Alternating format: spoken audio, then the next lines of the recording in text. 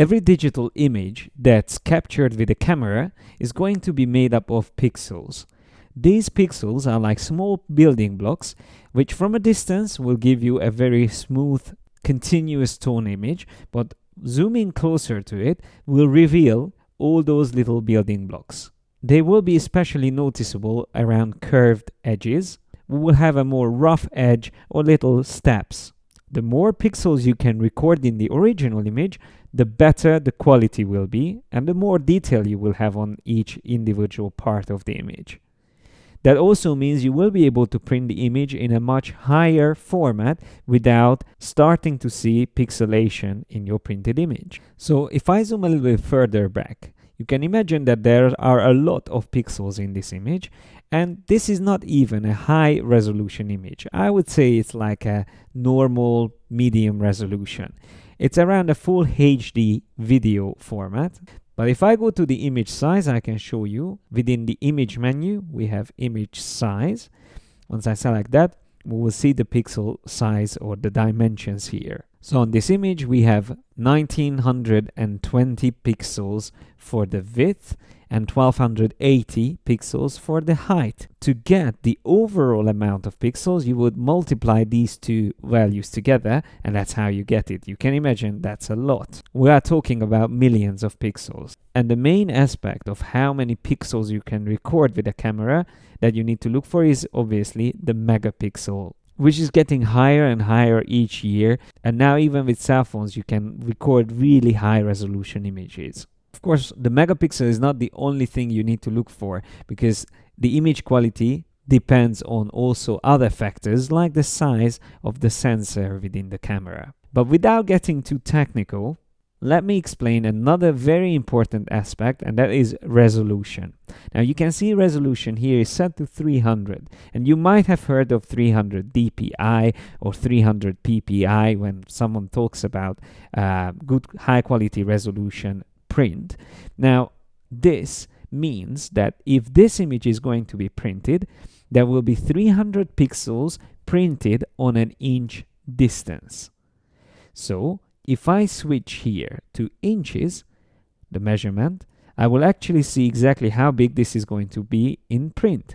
So it will be around 6 by 4 inches, which is not that big. You can see that's roughly like a postcard size, and although we have millions of pixels in this image, it's still not enough to print like a bigger page format while maintaining a very good high quality print. So 300 ppi or pixel per inch is like an industry standard that you can use.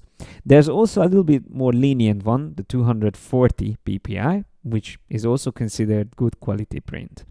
Now, what happens if I change the resolution?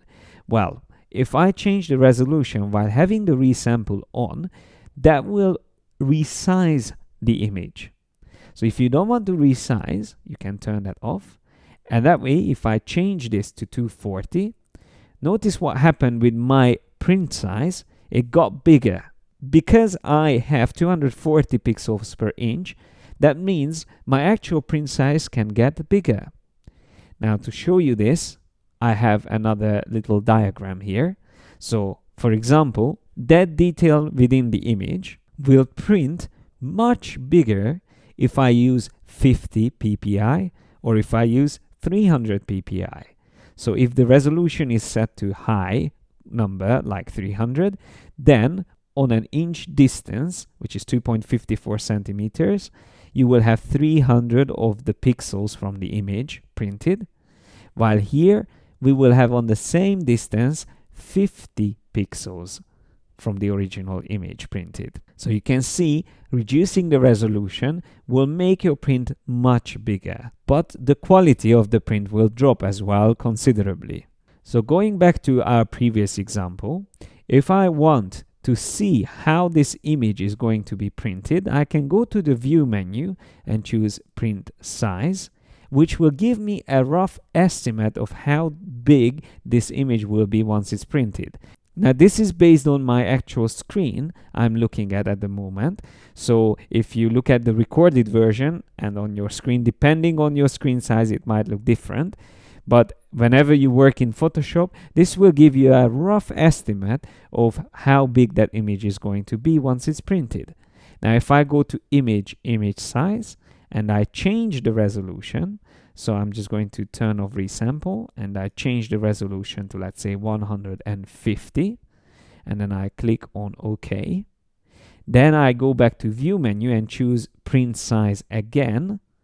You will see that the image will be twice as big. So we reduce the resolution to half, then we will get twice as big print size.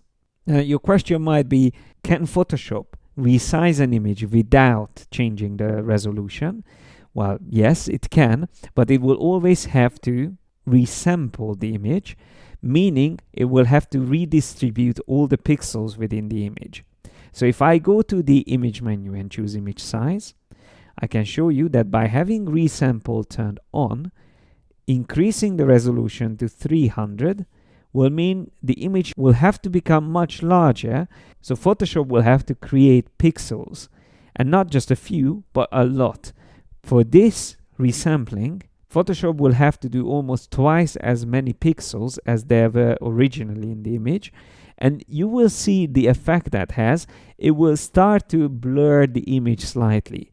So Photoshop won't be able to generate pixels for you. It will estimate them. So I can show you, if I click and hold on the image, that's how the original image was. And when I let go, this is how the resampled version will look like.